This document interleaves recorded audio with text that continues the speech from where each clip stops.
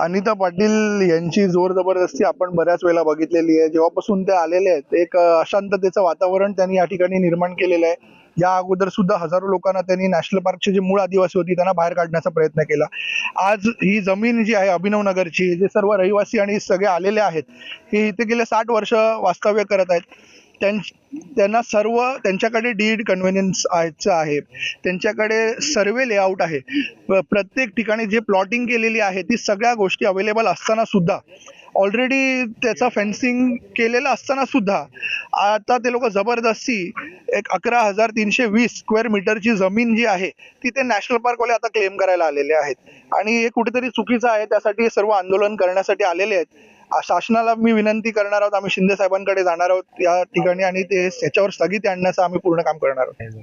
असं आहे की संजय गांधी राष्ट्रीय उद्यानाच्या अधिकारी अनिता पाटील यांची स्टाईल हे तुम्हाला पण सगळ्यांना माहीत झालेली आहे. जोर जबरदस्तीने खाली करायचं आणि तिथं अतिक्रमण करायचं. परंतु तुम्हाला दाखवू इच्छितो की मागच्या 30 वर्षापूर्वी ऑलरेडी संजय गांधी राष्ट्रीय उद्यानाने हद्द फिक्स केलेली आहे आणि त्याच्यानंतर त्यांनी पोल लावले, त्यांनी चर मारले आणि तिथून बांधकामाला सुरुवात केली. त्याचा व्हिडिओ मी तुम्हाला पाठवतो.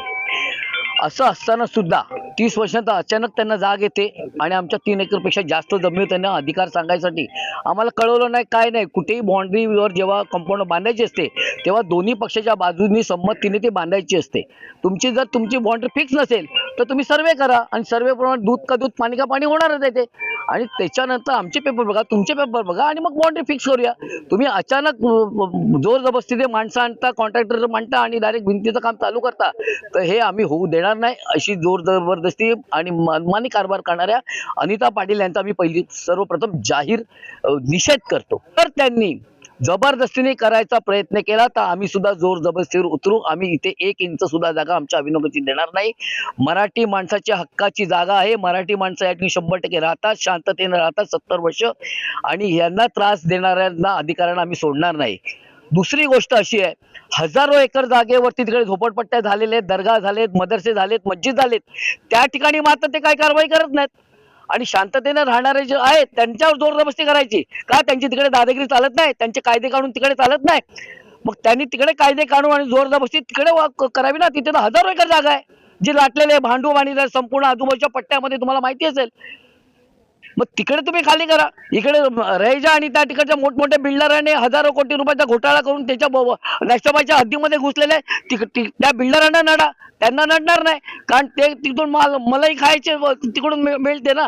आमच्या गोरगरीब आमचे जे नागरिक आहेत, शांततेने मराठी माणसं राहणार आहे, त्यांना त्रास द्यायचा प्रयत्न केला तर आम्ही त्यांना सोडणार नाही. आम्ही रस्त्यावर उतरू आणि त्यांनी जोरजबरदस्ती केलं, आम्ही पण जोरजबरदस्ती करायला घाबरणार नाही हे आम्ही ठणकावून सांगू इच्छितो. आणि पुन्हा एकदा सांगतो की त्या अनिता पाटीलला आम्ही कुठच्याही परिस्थितीमध्ये आमची 1 इंच सुद्धा जागा देणार नाही. आम्ही त्यांचा जाहीर निषेध करतो. तर महिला दिनी आम्हाला इथे यावं लागलं, ही फारच वाईट गोष्ट आहे.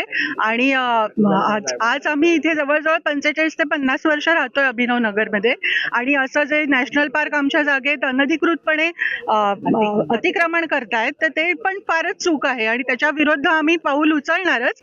थोडक्यात त्यांनी थांबवलं हे तर बरंच आहे, नाहीतर आम्ही सुद्धा अभिनव नगरवाले त्याच्या विरुद्ध ऍक्शन घेणारच आणि महिलांचा त्यात नक्कीच सहभाग असणार आहे.